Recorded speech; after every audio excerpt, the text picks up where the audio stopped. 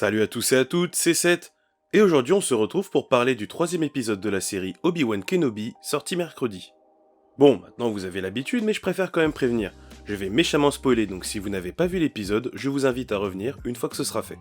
Obi-Wan prend de plein fouet la révélation sur la survie d'Anakin. Non seulement cela signifie qu'il l'a laissé dans d'atroces souffrances, mais en plus tout ce qui en découle, les inquisiteurs, la traque des Jedi, etc., est en partie sa faute pour avoir échoué.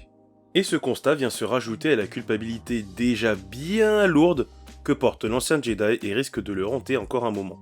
Ils arrivent ensuite sur une planète minière du nom de Mapuzo, sur laquelle les soldats de l'Empire semblent être assez présents. Et Leia, comme à son habitude, n'en fait qu'à sa tête, puisqu'elle interpelle un véhicule même pas 5 minutes après que Obi-Wan lui ait demandé de ne pas parler s'il rencontrait quelqu'un. C'est à la fois mignon et frustrant. Vraiment. Plus tard, un groupe de Stormtroopers monte dans le véhicule à leur tour, et je vais vous faire une confidence. C'est toujours un vrai plaisir de voir des Stormtroopers avec des armures sales et abîmées, comme dans The Mandalorian. T'as pas juste l'impression qu'ils sortent de l'usine, ça leur donne un peu de vécu, d'authenticité, de crédibilité en fait. Par contre, on a droit à une scène super chelou niveau cohérence, où les soldats leur disent rechercher un Jedi.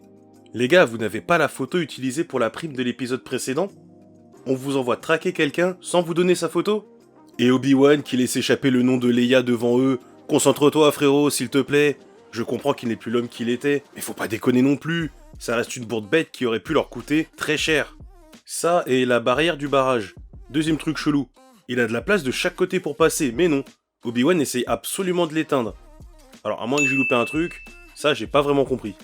Hormis ces deux passages un peu chelous, cette séquence dans le transport nous donne aussi quelque chose qui m'a surpris, parce que je ne l'attendais pas du tout. Un peu de backstory pour Obi-Wan. Ce n'était pas énorme, juste quelques bribes d'infos, des souvenirs flous, mais ne serait-ce que mentionner sa vie avant d'être Jedi et le fait qu'ils prennent l'enfant tôt dans leur rang était sympa. Ce moment rapproche également beaucoup nos deux personnages qui m'ont touché chacun pour une raison différente. Obi-Wan voit Padmé à travers sa fille et Leia, qui comprend vite qu'Obi-Wan a connu sa mère, se demande si le Jedi n'est pas son père. Cette fragilité qui perce sous son attitude impertinente montre une enfant qui se pose des questions sur ses origines, des questions légitimes que se posent sûrement la plupart des enfants adoptés. Plusieurs éléments de cette série nous expliquent plus ou moins le chemin que prendra la jeune fille en grandissant. Elle est curieuse et s'intéresse à Ben et à la femme qui leur vient en aide, les questionnant sur leur rôle et pourquoi assumer ce rôle. On comprend aussi pourquoi quelques années plus tard, alors qu'elle est aux mains de l'Empire, le vieux Ben Kenobi est son seul espoir. Il l'a sauvé enfant et les deux ont développé un lien de confiance qui restera dans le temps. Je vais spéculer un peu, mais c'est peut-être même la raison pour laquelle elle nommera son fils Ben en hommage à son ancien ami. Cet épisode nous fait également cadeau de magnifiques retrouvailles entre Obi-Wan et Anakin, plus connu maintenant sous le doux nom de Dark Vador. Et quelle entrée, un véritable showman ce Vador. Il arrive et il en impose direct. On a un Dark Vador dans la même lignée que celui de Rogue One, bien énervé, qui n'hésite pas à péter des nuques pour titiller la bonté d'Obi-Wan. D'ailleurs, son arrivée et la manière dont il poursuit son ancien maître m'ont fortement fait penser à un tueur dans un slasher. Il se déplace uniquement en marchant, et pour une raison que t'ignores, il arrive quand même à te rattraper. Je sais que certains attendaient un affrontement épique, mais on est seulement à l'épisode 3, il y aura tout le temps de faire de l'épique plus tard. Là, Obi-Wan est tiraillé par près de 10 ans de doute et de culpabilité. Il fait face à son ancien ami qu'il pensait mort il y a peu. Il ne s'est probablement pas battu durant toute sa fuite. Le boug est rouillé. Et face à lui, on a un monstre de puissance auquel peu ont résisté.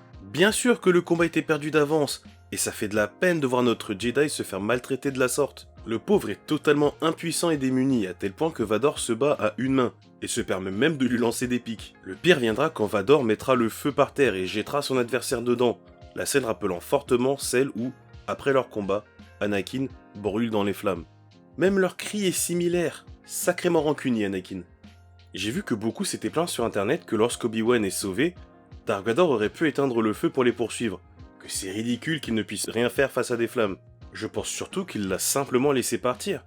Obi-Wan était brisé, cet échange n'a fait que le briser un peu plus, et ça, Vador l'a senti. Il a joué avec lui et va continuer à le torturer physiquement et mentalement avant de l'achever. En tout cas, c'est ce que je pense. C'est soit ça, soit une partie de lui se refuse à le vaincre alors qu'il est dans cet état et attend qu'il reprenne du poil de la bête pour l'affronter à pleine puissance. Ah, ça fait très Dragon Ball Z dit comme ça.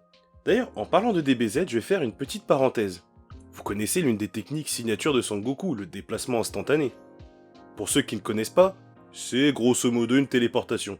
Eh bien, il semblerait que Reva maîtrise ce mouvement. Sinon, comment se serait-elle retrouvée devant Leia à la fin de l'épisode? Je rappelle que dans ce tunnel, il y avait donc Leia et Tala, la personne qui les aide.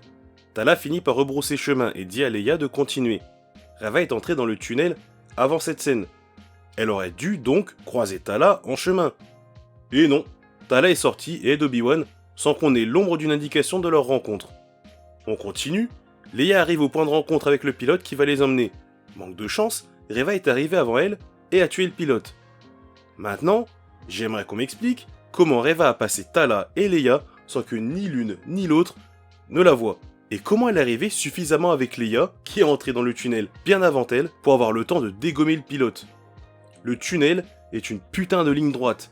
Y a pas l'air d'avoir d'embranchement ou d'autres sorties, parce que si c'est ça l'explication, ils auraient pu au moins le montrer. Une scène de 5 secondes. C'est tout. On voit Tala prendre un tournant ou sortir par une autre entrée. Et Reva qui est efficace dans son job. Beaucoup trop efficace même. C'est à se demander si elle a pas lu le script tellement c'est abusé parfois. Enfin, bref. Merci d'avoir suivi cette vidéo, n'hésitez pas à me dire en commentaire ce que vous avez pensé de ce 3e épisode. Mettez un pouce en l'air, ça fait toujours plaisir. N'oubliez pas d'activer la cloche lorsque vous vous abonnez, vous recevrez une notification lors des prochaines sorties de vidéos. Vous pouvez également me rejoindre sur Twitter, je poste régulièrement des trucs en rapport avec l'actualité geek. Et moi je vous dis à la semaine prochaine pour une nouvelle vidéo. Ciao les geeks!